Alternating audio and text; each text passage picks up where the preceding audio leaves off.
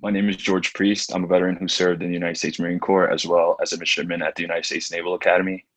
I was born in the Netherlands, Antilles, and immigrated to the United States at the age of 3. At 16, I finally became a United States citizen, and the first thing I did was enlist into the United States Marine Corps. At 16 years old, I excelled in high school and did pretty well as a 16-year-old in every aspect of my life, except the fact that I weighed 300 pounds. So when the United States Marine Corps recruiter messaged me on Facebook offering to change my life and offering me a challenge, essentially, I told him I'd do it. I accepted. Um, and within the first month of training with the Marines, I lost 40 pounds. So he came back and asked me again if I wanted to continue and see, what's up with um, my, I guess my ability to continue in the United States Marine Corps as a poolee. And I told him I was all for it. I was able to physically see the benefits of, working out and pushing myself to the limit. And I was more confident in myself and knew that this was something I wanted to do for the rest of my life. I felt like I belonged to this amazing group of people who like always had my back and were always there for me emotionally and were supportive of like every decision I made and offered me great tips on how to succeed in life. I entered my military career with the same motivation and mentality that um, was ingrained in me through the training. I enlisted as a flight equipment technician and placed second in my class, allowing me to choose my first duty station, where I was assigned to Marine Aviation Logistics Squadron 16, located in Miramar, San Diego, California. At my first duty station, I was still eager to excel. I signed myself up for a bunch of courses. We call them like professional military education courses. And anything that was presented to me, I took it simply because I wanted to be qualified and knowledgeable in various fields. I was placed on two meritorious boards and back to back within the 8 months of me checking into my first unit. But unfortunately for me, I lost both boards due to a lack of college courses. So I knew at the time that I didn't want to go to college and I would rather spend 20 years in the military just giving it my all and guiding and helping others. One day after our lunch hour, a fellow Marine and myself were notified that there had been a 13-knot noose that was tied in between our lockers. The Marine and I were the only Black Marines in our platoon in that company and that division. And we were both shocked because we felt like, you know, our brothers and sisters that we served with would have our back no matter what. And I guess that day we were hit with like the hardcore reality of like that there was someone in the military that saw me and saw us as being less than them. My leadership at first addressed the issue, but days later it was like swept up in the rug, like nothing had happened. And we were simply told to ignore it and just continue with our day. A few weeks later, after the incident, I was placed on a watch with a captain, and that was meant for a non-commissioned officer at the time. And I had already completed all the courses needed for a non-commissioned officer, so I was accepted and expected to get promoted within the year, which is why I was placed into why I was placed on that watch. The captain asked me if I had been adjudicated prior to because he saw that I had already had the qualifications of a non-commissioned officer. And when I explained to him like everything that I had done in the military, he immediately told me that I should commission into United States Naval Academy, just as he had did.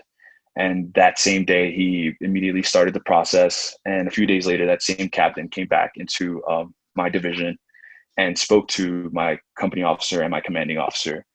And the seriousness of their conversation and the captain's willingness to come back after work and work on my application with me was something that I'd admired because I knew that he saw that I had the leadership qualities to excel at the Naval Academy.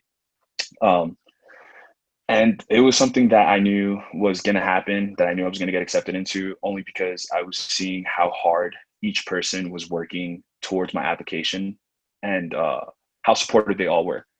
So in 2018, I finally got into the United States Naval Academy, and I was super excited, super motivated. And we were told all during the summer of plebe summer to run martial art courses with various midshipmen who weren't qualified yet in that martial arts program that we have in the United States Marine Corps. Um, After one of the initial training courses, I was injured and I fell and struggled to get up on my own and walk. I was immediately rushed to Walter Reed, and I was confused. I initially believed that I couldn't walk because, due to a lack of nutrition, a lack of stretching, and just basically the intensity of the course. I felt like I was just wore down. I kept repeating that I was fine and everything was fine, but I felt a constant pain in my lower back. I thought everything was normal per se until I was told that I needed to see the orthopedic surgeon. And immediately my heart sank and I was rushed to x-rays and MRIs where I was told that I have spondylosis. I have two permanent fractures on my vertebrae on my L5 and a compressed nerve on my L4. Um, I asked the doctor if it was possible to commission with these injuries, and was told that it was unlikely. Um, I began to hate myself for the injury, and I blamed myself and isolated myself from others. I began to believe that they believed what I had believed in myself, that I was weak, or maybe perhaps I was faking it.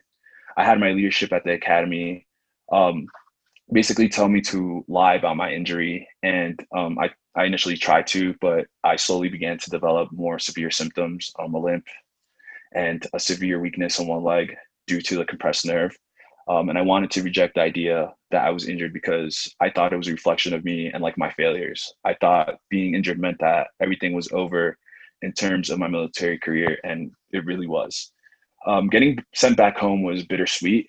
I finally had a freedom, but it came at a cost. I knew that I had to continue my education, and I enrolled at a commuter college, named Queens College, and was lost on what I wanted to major in because the Naval Academy was a STEM school.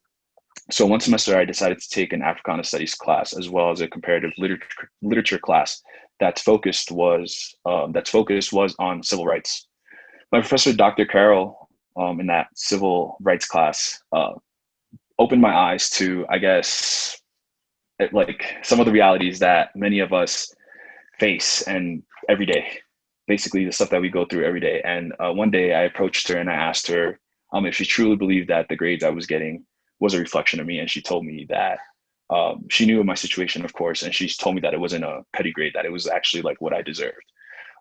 Dr. Carroll, of course, after informing me that the grades were a reflection of myself, thought that I perhaps should apply to another college or university that could help me discover and study civil rights from different perspectives.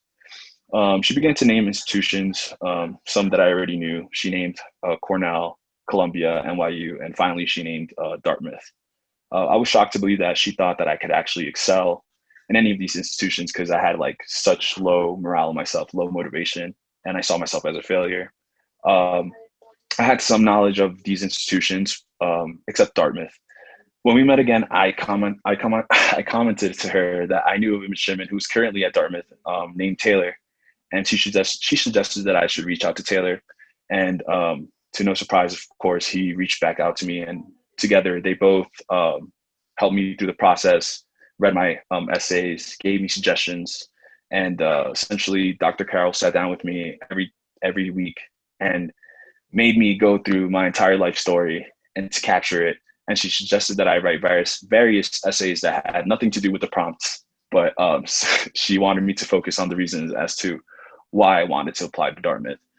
As I wrote the essays, I realized that life isn't always as you plan it. We all have our ups and downs, but what we do with our experiences really defines who we are.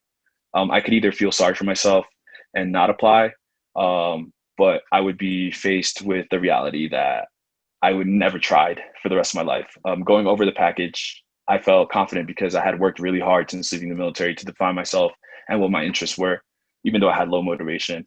I submitted my application with, at that point, I had great confidence after speaking to all these people and their leadership skills.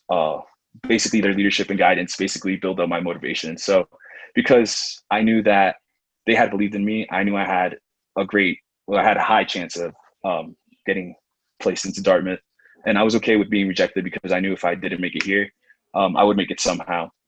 Now, finally being at Dartmouth, My interest is still civil rights, and I'm currently preparing for the LSAT in order to study civil rights law in the future.